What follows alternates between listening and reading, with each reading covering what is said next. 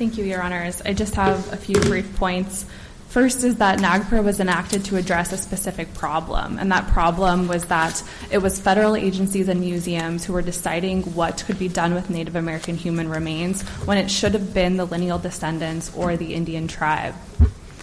Here, the federal agency buried the remains without consent, dug up the remains without consent, and reburied the remains without consent of any of the families or the tribe.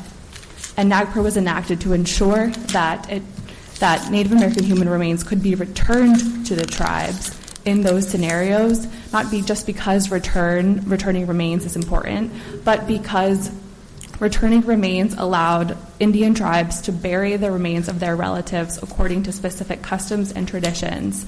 And by federal agencies' possession and control of remains, this necessarily meant that Indian tribes and lineal descendants were denied the ability of providing their relatives' remains the dignity and respect of a proper burial.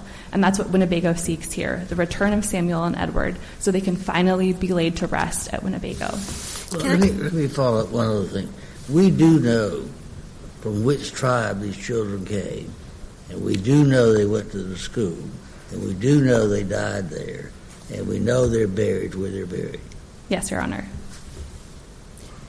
Can I give you a chance to address Judge Rushing's concern, I think, with your position that it would, if we read 30054 to include buried remains or remains in cemeteries, that would trigger 3002 and its requirements for disinterment. Do you want to address that? Sure, Your Honor. I can briefly address that. The requirements under 3002 for disinterring Native American human remains simply are that it be done in consultation with the tribe, that the remains be given to the tribe with the closest cultural affiliation who states a claim for the remains, and that proof of consultation is given. And so there's nothing in 3002 that conflicts with an obligation to return remains under 3005. It just strikes me as odd in the way that the whole act hangs together, that there are these separate sections about human remains in graves and limits on disinterment, requirements for what to do if they are discovered or excavated, and then there are separate provisions about remains that are held by museums, right, in a holding or collection.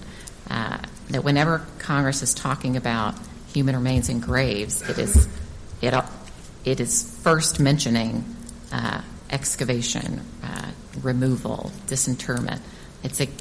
And there's no provision that creates an obligation to do that. The overriding principle seems to be we're not doing that. If that happens by accident or happens with a permit, here's who owns it, here's who controls, possesses. But that there's the way that Congress is talking about remains in graves is pretty different from the way it's talking about remains that have already been disinterred and are on display in museums. And if they meant to kind of hide in the mouth hole of this clause in 3005, this significant obligation to dig up the cemeteries, it seems like they would have mentioned that. I see my time is about to conclude. May I briefly respond? Feel free to respond. Thanks, Your Honor. When Congress was enacting NAGPRA, it was responding to a problem that there were 100,000 to 2 million Native American human remains that were possessed or controlled by federal agencies that belonged to the tribes and the lineal descendants. And those were not graves, right? It was just the breadth that there were potentially millions of Native American human remains who had not been returned to tribes where they belonged. And so Congress could not specifically delineate every single scenario by which remains that should be returned to tribes, the process by which they should be returned to tribes. It just required mandatory repatriation if a tribe can prove certain requirements, which Winnebago has proved here. Thank you. Thank you.